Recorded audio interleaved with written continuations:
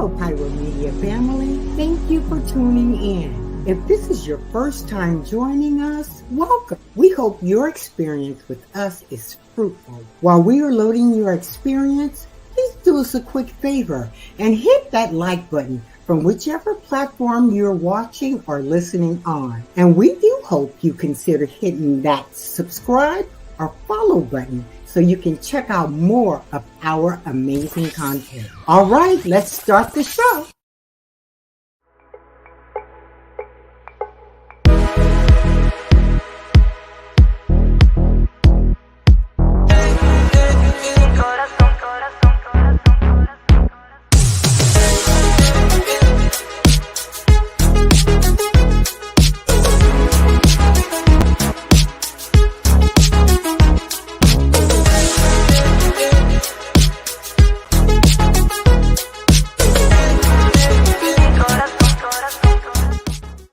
What is going on, Mavericks? We're back with another episode of The Unusual Mavericks. I hope you guys are having a wonderful, wonderful week. We're here. Some of us are queer, and I am your host, Kwame, joined by the handsome, the bearded one, Just Dominic. What is going on, Just Dominic? What's going on? Hey, Kwame, and hello, everybody. I'm very happy to be back for yet another episode of The Unusual Mavericks. And boy, do we have a lot of juicy things to talk about today. Indeed we do. But before we get started, if you guys feel so inclined, go ahead and bless us with a Cash App. You can go ahead and hit me up at Kwame C86, or you can hit Just Dominic at Dominic L Pruitt with 2 T's on there as well. I'm putting it, and we are live in Instagram as well, so make sure you guys check us out there as well. So if you're feeling so inclined, also don't forget to follow us all on all social media platforms. You can follow Just Dominic at just_Dominic_music on IG and TikTok, as well as Facebook. And also you can follow me everywhere at Kwame Speaks Official. That's Kwame Speaks Official. And don't forget to check out Bullet in Flight Radio, the #1 progressive Christian and inspirational radio station in the world. You can go ahead and check them out by going to bulletinflightradio.com, or you can check them out on TuneIn. Download the TuneIn app, and we'll see you. You'll hear us too as well. So on there. All right, you guys, let's go ahead and get into some stuff. We have some stuff to kick off. We have some. It's time to for some Maverick alert, don't you think, Dominic? Oh, absolutely. Let's get into it.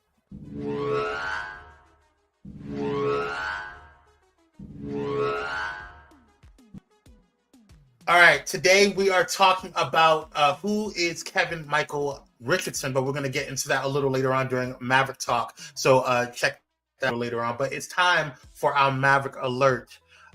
First up is the Sandman season 2. There's been some talks about that. So the Sandman season 2, everything we know about the hit Netflix fantasy show's return. The Sandman season 2 sleeps no more. The popular Netflix fantasy series next installment is back in full flow after the 2023 writers and actors strikes, which is a pleasing development after a nightmarish year for everyone in the entertainment business. Indeed, with half of season 2 filmed of the Sandman's sophomore outing, fans are once again dreaming about a possible launch date for one of the best groundbreaking Netflix show's second season.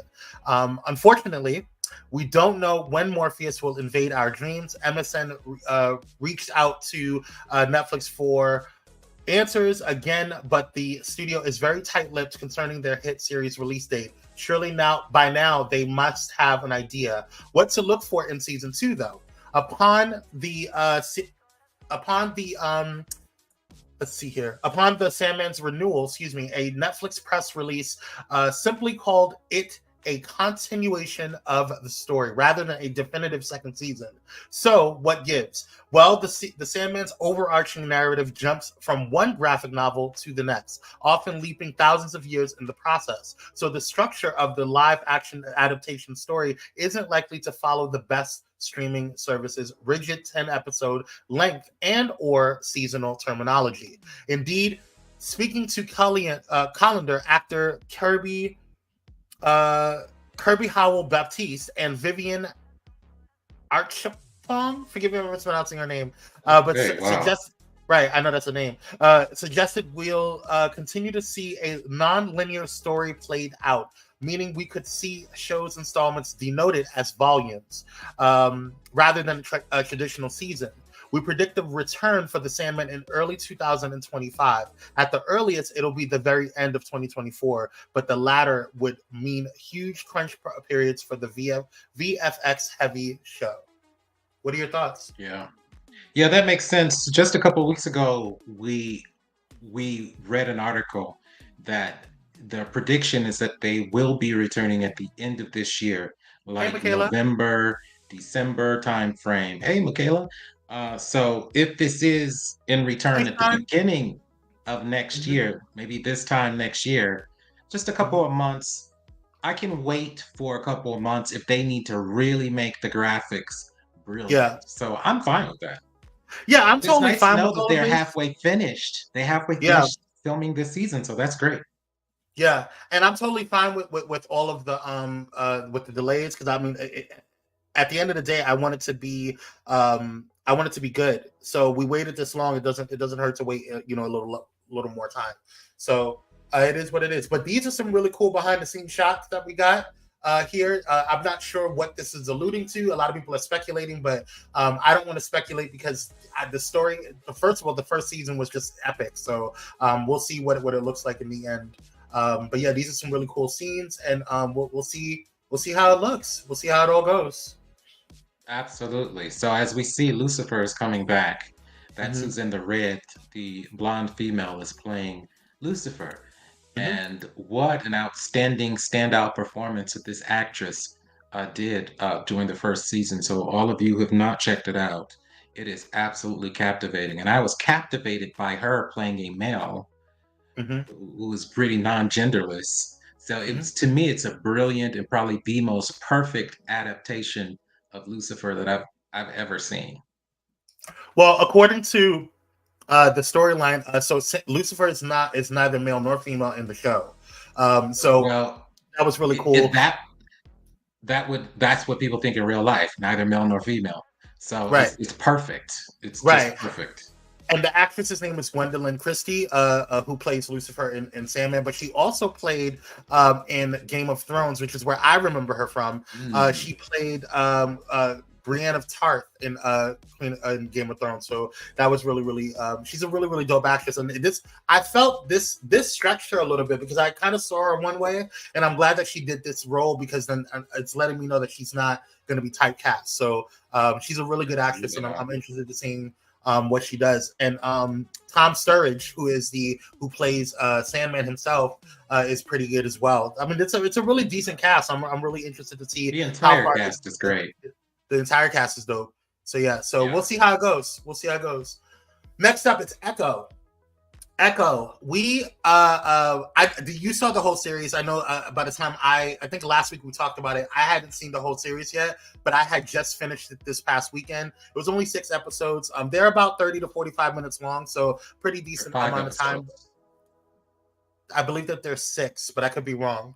I thought I saw 6 episodes, but regardless, it's not that many episodes. It's like half of a traditional season. But I do want to throw out a quick spoiler alert because I don't want people to feel that I'm going to spoil anything. So here you go.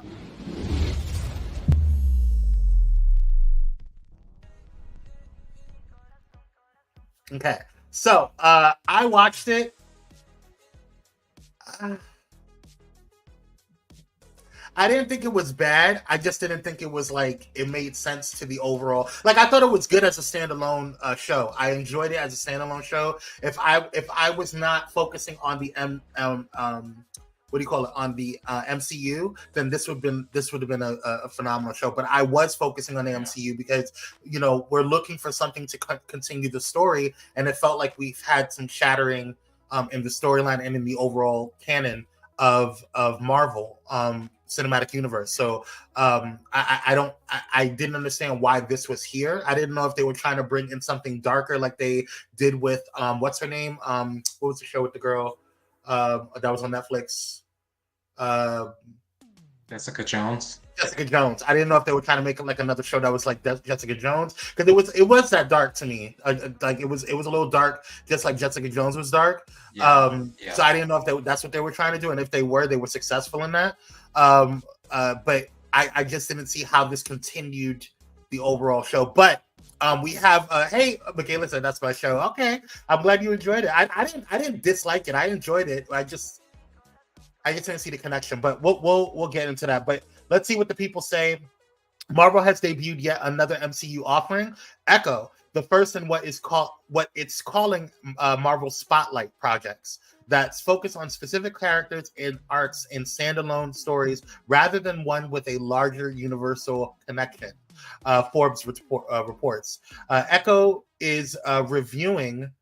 Okay, that's what they're saying. Its Rotten Tomatoes score has risen out of the mid 60s where it was, and now it's at a 72%, which is not bad. So the tomato meter, they're at 72%, and then the audience score is 75%. That's not bad. That's not bad at all. But at 72%, while okay on its own, in context means that Echo is the second worst reviewed MCU TV show ahead of only the disastrous Secret Invasion. So let's kind of go with what they there's a list of what they said, the order of like what these shows were. So Ms. Marvel was at 98%, Hawkeye was at 92%, WandaVision was at 91%, Loki was at 87%, which is very strange to me. I thought Loki was a superior show. Moon Knight was 86%, The Falcon and the Winter Soldier was at 85%, She-Hulk was at 77%, Echo is at 72%, and Secret Invasion is at 53%. That I probably would have given Secret Invasion a little bit more, but whatever. I don't know. Absolutely should have less. Echo to me was very much kind of like The Punisher in a way. It felt like a Netflix series. Yeah. It felt very disjointed from anything that we've ever seen in the MCU, even these bad shows. Okay. Yeah. Ms. Marvel was not the best show. Moon Knight was not the best show. Secret Invasions was complete and utter trash. Yeah. But they all felt like MCU shows. Even She-Hulk felt more like MCU, honestly, than it was terrible MCU, but it was definitely MCU. Echo is such a standalone show. I don't understand where her people's power source comes from. I love seeing the Native American tribal stuff. It was absolutely wonderful to see that. But her power source, who she is, those things that really make her a superhero were not revealed to me. She just seems like she's pumping out chi, like Iron Fist. So it was very muddy to me. Yes, I don't understand why Kingpin was her villain. I don't understand why he's her big bad. It just, none of that made sense. And so I looked up her backstory, and so this was a reach. Kingpin and her and all of this, it was a major reach. And so I'm sure that, and she only has a very small audience. She is in a pocket within the Marvel comics. So it was really interesting that they would bring such an unknown, obscure character to the forefront. It just didn't make sense. Yeah, I mean, again, like I agree with you on all that. I didn't understand. I didn't understand the power dynamic. Like, is she a mutant? Does she have magic? Is it like where is I want a more origin story on her. And if this is going to be a standalone show, you have to take the risk on the standalone show being possibly, a one season show. And so you have to get a lot of information in the show, especially for we're talking about they're entering the MCU, right? Or they're entering the screen, the big screen or whatever. So it's like, I don't know. I know Echo because of my comic background, but there's a lot of people who watch Marvel shows that don't read the comics, don't understand the comic background, won't go researching or know where to go researching to find out about a character. So it's like, you don't know. It's a random person coming in. What was the purpose of it? And I love the Native American story. They worked with an actual tribe, and I thought that was really, really dope. So I'm all about representation, but I also want it to make sense, right? And so I wish they would have dived more into that. Also, again, I do agree with you. The whole Kingpin story, I don't understand. Kingpin is really a Spider-Man situation. He's New York. New York, Harlem. He is New York. Yeah, and so I didn't understand why Spider-Man wasn't there. You know, I know Daredevil made a thing. I didn't understand why Hawkeye was there. Like, he's not from New York, so I didn't understand what was the purpose. Like, it was just very, very No. weird. It And felt like there was a if lot of cutting up. yeah, and if this Rotten Tomatoes score is any indication on the ratings, because we do know Loki was one of their highest rated shows, period. I Hmm. believe it is their highest rated show in the MCU and on Disney Plus, period, Hmm. across all of their brands. So I don't know how Echo is doing in ratings, but Forbes was they was really quick to point out the audience reaction to the show. And so, Yeah. yeah, we'll see. It started off in the six in what in the 60s, and so now it's in the low 70s. We'll see how Yeah, it goes. which I I mean, don't think it's which gonna is go not. up. It may go I back don't think it's down. gonna. I don't think it's gonna go further up. I don't think No. it's gonna go any higher than where it's at right now.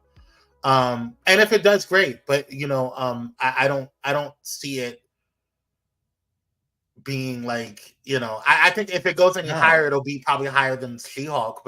But She-Hulk had a lot of cameos by certain people, so they were able to like. Yeah. It's not just the storyline. There was not a lot of buy-in for the show either. So like, I didn't understand if you're gonna Right. bring in somebody that's random in the MC, in the Marvel universe. You brought in somebody that was random, number one, and number two, you didn't bring in any buy-in. You didn't have like a Megan Thee Stallion that could bring in some fans to boost the show. You didn't bring in any type of stars. You didn't. It was just. It is what it is. And like Nothing again, was I tied didn't think into it was. the MCU. Like Yeah, they said in the beginning, her people climbed out of some hole. yeah. What does that mean? Yeah, I didn't understand what that was like, and I didn't understand that backstory. What was that about? Like, I didn't feel like we got an actual. So I would have loved to get a backstory on that. Maybe have behind the scenes. If it's too much for the series, why couldn't you do a behind the scenes or do a podcast or something to further explain the situation? Like, create a whole campaign around it. Don't just like throw it out there to be Like like, hey, this is a show. they could have said that her people were from a different planet and Galactus was involved and Cosmic. They could have went anywhere to connect it to the MCU and they didn't. So Or that they really, could have really stuck with, bummed me out. or they could have like stuck with the comics. Oh, like that part. I mean, they could have did that, but you know, it is what it is. Like, this is not surprising from Marvel anyway. So I mean, again, Yeah. I didn't think it was bad. I want to be very clear on that. I don't think it was bad because I watched the whole thing. You know, so I Yeah. enjoyed the storyline. I just didn't understand it in the overall context of everything. I didn't understand what it was about. Like, what was that about? But that was reviewed, and I hope you guys enjoyed it. I hope we did. I don't think we went too like we didn't really review. I think we'll do a podcast on the overall review of the show because I didn't want to. I didn't really want to spoil stuff or whatever. But yeah, Yeah. It's and I only don't think we 5 really episodes. spoiled. So Yeah. yeah. So next up, it's coming to the now on the DC Horizon. Excuse me. Disney Plus Horizon, a revival of Netflix Daredevil series Wonder Man. Let's see. Yeah, so we have a revival of the Netflix Daredevil series, Wonder Man with Yahya Abdul Mateen the second, Black Panther spinoff series, Ironheart as well, and then we have a second Wakanda coming in. Let's see. We have WandaVision, and then we have a spinoff series with Agatha Harkness, right? And so the witch she played, and this is by Catherine, as Variety first reported, Catherine Hahn will start in the WandaVision spinoff series about Agatha Harkness, the witch she played to Emmy-nominated Perfection. WandaVision head writer Jack Schaffner, excuse me, will write and executive produce the show, part of her overall deal with Marvel Studios and 20th Television. In keeping with Han's performance, the new show will be a dark comedy and a mischievous one. So I'm looking forward to all of that. That's going to be very interesting. Looking forward to this. The Vision series, Mm-hmm. because they said there too, Agatha and then the Vision series. So he's getting his own breakout series, which I can't imagine what that would be about. Vision all by Yeah, himself is absolutely boring. So they better bring in Wonder Man in that. They better bring in somebody else to kind of fix that because according to the comic books, this Wonder Man the guy that you put up, this actor. I didn't know they were going with this black guy. Well, I Not, know we've seen him in a lot of places. He wasn't from yeah, DC. He didn't do anything yeah, in DC. he was in DC. He He did, was didn't Black. he? He was Black Manta. Manta. He Yes, is Black he Manta. sure Yeah. is. He's Yep. currently in the theaters right now. Hey, So good Doctor for him. You Ho. gotta get that check. Mm-hmm. Hey. So yeah, so to see him go from Black Manta and Aquaman to playing Wonder Man, and according to the comic books, Wanda is his wife, right? That's his love interest. They're soulmates. I don't know if they get married, but they're They're together. together. Yeah. So it'll be very Hey, interesting Keith. because he is technically the new leader of the Mm-hmm. Avengers. So this will be Technically, very yeah. interesting. Mm-hmm. Yeah. We'll see how it goes, and then we'll see if Jeez. they even stick with everything. We'll see how Yeah, it well, goes. they What's haven't going on, been doing Keith? it so far. Yeah. So, but that was the Maverick alert. We're gonna go ahead and take a quick commercial break, and when we come back, we're gonna get into blurred news. We'll be right back. Stay tuned.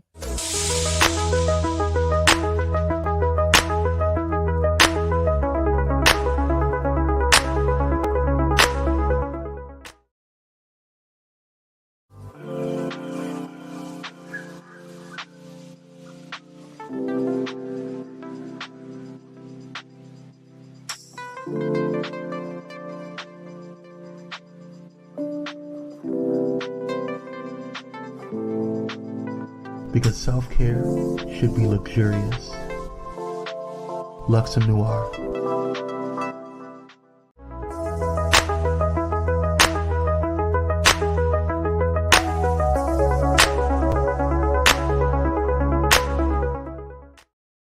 And we're black by popular demand. Thank you for tuning in. If you're just tuning in, do me a quick favor, hit that like button, share, and subscribe. It does help the algorithm, and it does help the show progress, invite, enjoy. Let people know that they can become Mavericks. Oh, can you hear me, Dominic? You can hear me good? Yeah, it's not you. I can hear you perfectly. It's just the background music, the Oh, is it commercials. too I can loud? barely hear that. Oh, No, it's too quiet. It's loud on my end. Maybe it's something. If you guys are having issues hearing the commercials or whatever, or even the background music, let me know. But yeah, we're gonna continue with the show. Let's see here. Oh yeah, let's get into the blurred news. All right, y'all. It's time to get into this blurred news. All right, first up. Whew. Y'all know how it is. We got to get into Marvel and DC. So we'll get into, let's see, I don't hear the background music. Let me turn it up a little bit. I turned it down because I thought you were saying it was too loud, but you're saying it's too low. Should be good now. Okay, there we go. All right. Let's get into the first topic up now. So as James Gunn's Superman, or long-anticipated Superman Legacy preps to shoot this spring, DC Studios has now begun to search for Supergirl, well ahead of her solo movie even getting a director. According to Deadline, the plan is to have the character show up in the rebooted DCU well before her movie arrives. That's why they're already looking at actresses such as Millie Alcock, who plays in House of Dragon, or House of the Dragon, Emily Jones, who is in Coda, and Meg Donnelly, who is in The Winchesters. Since the upcoming Supergirl movie still hasn't found its director, but found its writer in The Vampire Diaries, Anna Noguera, DC Studios honcho James Gunn is overseeing the search for a new Kara Zor-El after Sasha Calli's mistreatment in the dreadful Flash movie we got last summer as part of the old DCEU's final stretch. What are your thoughts? Well, I'm bummed to hear that Sasha Callie, I think that's how you say her name. Anyway, yep. I'm really bummed that she's not staying Supergirl. It wasn't her fault. Her performance actually was not bad at all. It was the writing in the first movie. I thought, she was really, really good. But I understand if they're going with a new look for Superman, they may want to go with a younger Supergirl. So that makes even more sense. That was the problem with the TV series, that they had a grown woman playing Supergirl. I just feel like she's a mom. Yeah, He one of the can't things pay that I off liked girl, about just the whole didn't fit. one of the things that I liked about the Sasha Calais version of Supergirl was, number one, it kind of reminded me of the Henry Cavill Supergirl or Superman. And that She looked vibe like of him. that darker. Yeah, she looked like him, and Yeah. she was a little darker, and she wasn't the traditional blonde girl that we always see with Supergirl. And so Yeah, I we're gonna like, get that back. Watch. we're probably gonna get a blonde white Supergirl. So, And I'm fine with it, but what I'm most excited about is that the writer, the primary writer of Vampire Diaries, is writing this movie. For people who love the Vampire Diaries and the originals, and Yeah. that flair, that feel, that story writing feel, I live for it. Yeah. That was one of my favorite two shows that came on. I've watched both shows at least twice, from beginning to end, and I know you have watched both of those. And if I get into it now, I'll get into it all over again. Same. So I'm really excited. I'm really excited that the Vampire's Diary head writer is working on this movie. James it's a Gunn great is show. kicking butt. It sounds like he learned all the tricks of the trade from Marvel, and he is doing his own thing. Yeah, we'll see how it all goes. I'm looking forward to seeing what he cooks up in there. All right, let's head over to Marvel Studios. Speaking of Marvel Studios, let's get into Marvel has officially explained Blade's powers ahead of its forthcoming MCU movie and video game. Blade has been Marvel's premier vampire hunter for over 50 years. But for most of that time, his powers have been vague and ill-defined. Blade will soon make his MCU debut as well as receive his own video game, and Marvel has taken this opportunity to clarify how Blade's powers work. Marvel has clarified Blade's powers, including his vampire physiology, physical strength, and excellent healing factor. Or has clarified Blade's powers, including his vampire physiology, physical strength, and excellent healing factor. Blade's newest ability is the ability to turn into mist, which he unlocked with Dracula's help. Blade's powers have changed over time, with additional powers gained after being bitten by Morbius and new abilities unlocked after his meeting with Dracula. Marvel clearly says out the extent of Blade's abilities, or lays out the extent of Blade's abilities, and there are some surprises. One is slow aging. Another one is ability to detect magic or supernatural. Super smell, supervision, strong enough to lift 1,000 pounds, super speed and burst, healing factor to rival Wolverines, which is very interesting. Can deliver curses through a bite. That's interesting. Ability to absorb supernatural energies. So I knew, according to the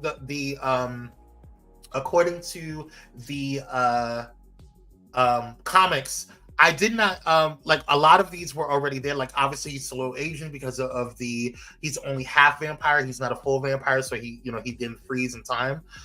Super smell and supervision, that's kind of vampire characteristics. Strong enough to lift 1,000 pounds. There's never really been a cap on what that meant for vampires, but again, another vampire characteristic. Super speed, that makes sense because vampires move fast. Healing factor, I didn't know that it would rival Wolverines, but again, another vampire characteristic if they're drinking blood. And I didn't know he can deliver curses through a bite. That's very interesting.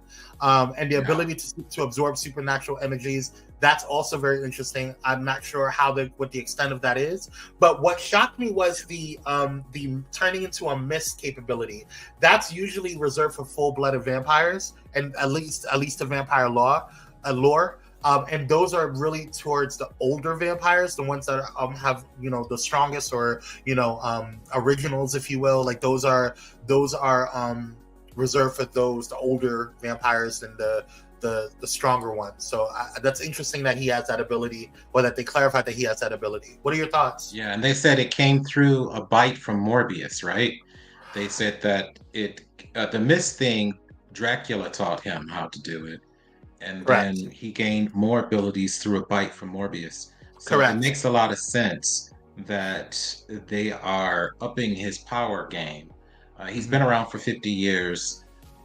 They've done it to Superman. They've done it to Wonder Woman. They've done it to so many characters in the MCU and in the DCU. So it makes a lot of sense that they would up his power game. I'm really excited to hear that he's getting a video game as well, because I know it's going to really be fantastic. So it looks like this is what I see.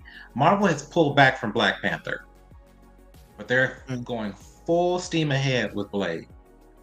That's the way it looks. That's the way it feels. We're going to get 2 Blades. Wesley Snipes is going to reprise his role as Blade, and then we're getting Mahershala Ali as the main MCU Blade with the video games and which I'm sure he's going to be doing as well. So I'm really excited to see this movie. So all of these abilities better be in this movie, because it would really be a standout from the old trilogy that Wesley Snipes did. Yeah, and it'll show growth in that space. So, so we'll see how it goes. All right, we're gonna take another quick commercial break, and when we come back, we're gonna get into Maverick time and talk about the one and the only Kevin Michael Richardson. So stay tuned. We'll be right back after this commercial break.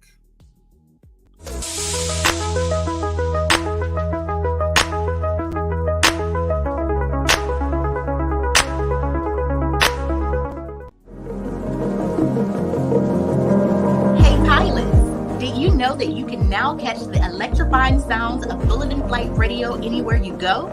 Yes, you heard it right. Tune in to the high-flying beats and soaring melodies by downloading the TuneIn app on your mobile device. Just search for Bullet and Flight Radio and hit play. It's that easy. And if you have a smart device like Alexa or Google, just say, "Hey Google," or "Alexa, play Bullet and Flight Radio on TuneIn." Experience the rush of adrenaline wherever you are. Listen to Bullet and Flight Radio on TuneIn using your Alexa or Google devices. Soaring through the skies has never sounded this good. Don't miss out on the ultimate musical journey. Tune in now to Bullet and Flight Radio on TuneIn and let the music take you on an unforgettable ride. Get ready to elevate your listening experience. Brought to you by Bullet and Flight Radio.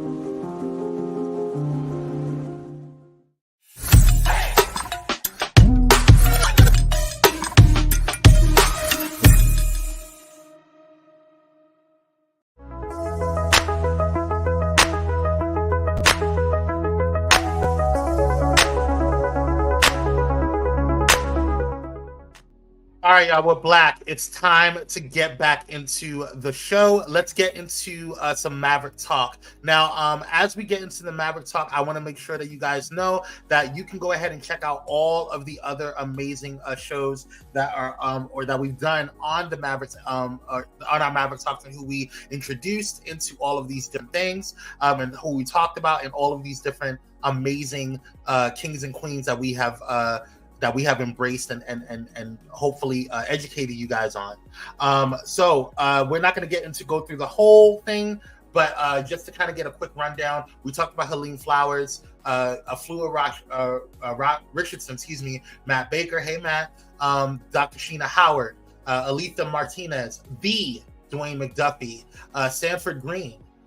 Oops, I skipped somebody. Who did I skip? Oh yes, Natasha Bustos. Loiso McKeezy, Robin Smith, Jamal Campbell, Nyla Magruder, Anthony Piper, Phil Lamar, Cree Summer, the one and only Keith David, and last week we talked about Carrie Payton. So thank you guys so much for watching all of that. But today we're going to be talking about who is Kevin Michael Richardson. And if you want to watch and kind of catch up on all of the other shows, he said, "Hey Matt, girl." Yes, hey Matt, how you doing, Matt? And if you want to catch up on all the other shows and kind of find out who the other Mavericks are, you can go ahead and check out the playlist that I just threw in the comments right there. So shout out to Pyro Media Network for hosting that. All right. Let's get into Kevin Michael Richardson. Tell us about him, Dominic. Doesn't he look like a teddy bear? He does. He looks very like a big old teddy bear to me. Well, Kevin Michael Richardson was born October 25th in 1964 in the Bronx. What is it? What is this? Is this a conspiracy? Why is every single person that we talked about that you just showed pretty much born in New York? Well, part of that reason is because a lot of comic headquarters were based in, or at least animation studios and artists were based in New York City. Yeah, I ain't talking about living as an adult and working. I'm talking about born. Oh, well, you know, It's just the a best crazy of them. coincidence, Mhm. right? So anyway, Kevin Michael Richardson is one of the most recognizable voices in the business. His deep baritone voice means he often gets cast as villains, including Gantu from Lilo and Stitch, Hmm. Trigon from Teen Titans, and Skulker in Danny Phantom. One Okay. of his most underrated performances is as the Joker. Blew my mind. I just found this out when I researched this for this show. I didn't know In that. the Batman series, Hmm. for which he was nominated twice for 2 Daytime Emmy Awards. You go, boy. However, his deep baritone voice has not stopped him from voicing more heroic characters as well. Notable examples are Uncle Oz,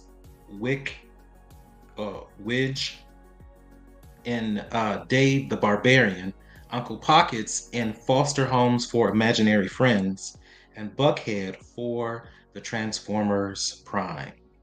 He has also voiced younger characters, most notably Cleveland Jr. for Family Guy and the spinoff, The Cleveland Show.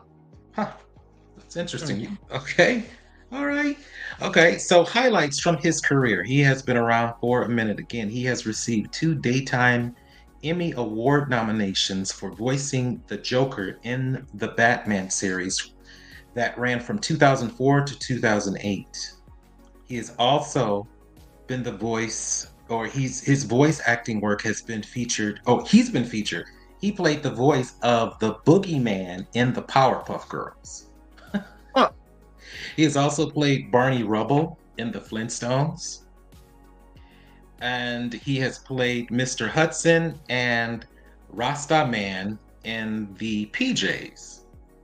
Very interesting. He has also done a lot of voice work for Mortal Kombat. He Hmm. did the voice of Goru in Mortal Kombat, and Or again, he reprised his role again in, which is one of my favorite animated movies of Mortal Kombat, Mortal Kombat Legends: Scorpion's Revenge, which came out in 2020 and it's on Max right now. Guys, if you haven't seen that, it's that's a really, really really good show. good. Yeah, it's one It's of their yeah, that best. movie is really good. Yeah. So he's also done supporting work for SpongeBob SquarePants, the Justice League, Buzz Lightyear of Star Command, and Samurai Jack. Hmm.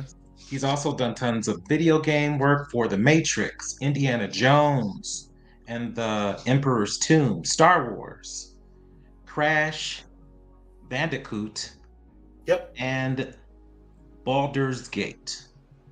Hmm. In front of the camera, he's also, an actor. He has played in a 3 episode arc on ER, which he played the role of Patrick, a mentally challenged young man, and lots of other roles that he's also done in live action in front of the cameras as well. So, yes, this guy has been around for quite a while, and he's been doing his thing since the 90s, basically. So, a good 30 years. And so, if you want to know more about him as we celebrate 100 years of people of color in comic books, graphic novels, and voice acting, Kwame, you already did, put the Yep. link to Kevin Michael Richardson and all things Kevin Michael Richardson. He's done a lot of voice work, which I did not name for the MCU as well. So he's done some Hmm. Marvel stuff as well. You can't Yes. get any of these guys that have been around for 30 years that have only worked for one. Yeah. They work for DC, they work for Marvel. They work for Marvel, they work for DC. So Typically, yep. yeah, Hmm. and he did the voice of Panther in the revival of the Thundercats as Okay. well. He wasn't Which the is original. He was on the remake, right? no, in the revival, yes, correct. In the 2000, I think it came out in 2010, 12, Yeah. it was somewhere around there. Yeah. It was A recent. good 10 Yeah. years ago. Hmm. Yeah, Dr. Holt says this has been really enlightening to know the people behind these voices behind the Cleveland Show and Family Guy. That's good. I'm glad you guys are learning all this.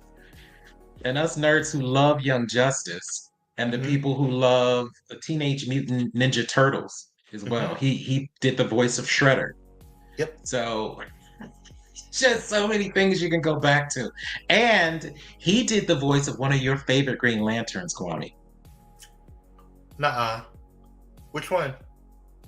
So in the series, the Green Lantern series that you like so much, he did the voice of the Hall. What's his name? I think it's Callahan or something like that, or I forget his name. I forget his name too. Yeah, he's Kilowatt. like the trainer. Kilowatt. His name is Kilowatt. Yeah. Mm-hmm. Yes, and so he is one of the most popular Green Lanterns outside of the main series. Under John, under Hal Jordan, this guy Kilowatt is very, very popular. So yes, he did the voice of Kilowatt too. So a lot of very memorable, dear characters, and of course, Powerpuff Girls. That classic series, the Powerpuff Girls. A lot of people have seen that series, including myself. It was hilarious. One of the best series ever. Voice of the the voice of the Boogeyman. That's just great work. Right? Yeah, and I would never think this guy would be successful in what he's doing, you know? Well, most people don't really understand how lucrative voice acting is. Like, and like it can lead you to some really lucrative positions. So and really enjoyable lives. So yeah, yes. So shout out to him and all those that are in the voice acting, especially that are Black and in voice acting, because I know that sometimes is an issue as well, when it comes to representation. So I'm really proud that he did that. And Kevin Michael Richardson, we keep an eye. And Trigon, Trigon. Yeah, you love Teen Titans, the original series, and he was Trigon. I just like what? Yeah. Yep, absolutely, definitely love that series. Definitely love what they got going on with him. So yeah, to continue to support him, we put the information in there in the chat groups or whatever. So definitely check that out and learn more about him and learn more about all the other characters or not characters, people that we've talked about before too. Definitely check out Dr. Sheena Howard. She is doing amazing work. I still read up on her. Definitely check out Matt Baker, Dwayne McDuffie, all of these amazing people that we're bringing up. So thank you, Dominic, for focusing on this and bringing making this a really phenomenal series, because it's really dope. We don't praise our brothers and sisters. Nobody else will. Exactly. Dr. Holt said Kevin. Yes, Kevin. Learn more about Kevin.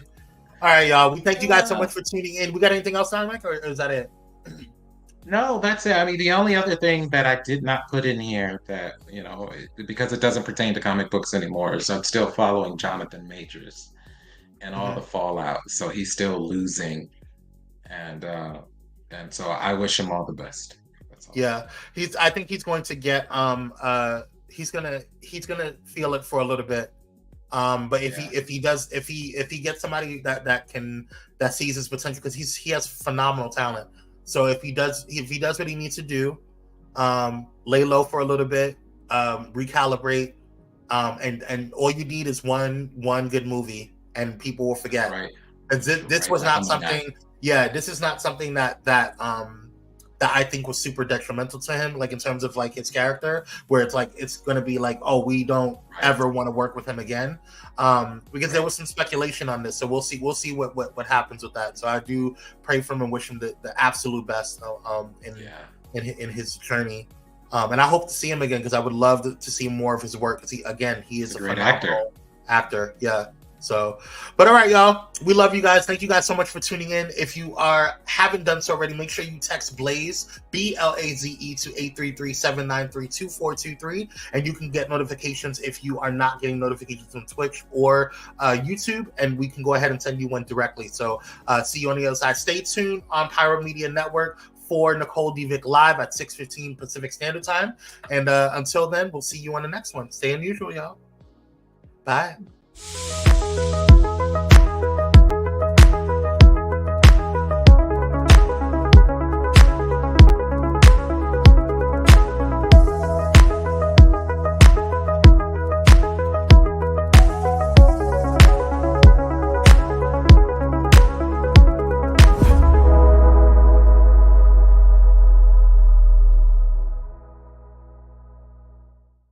Thank you for watching Pyro Media Network. For more information, please visit pyromedianetwork.com.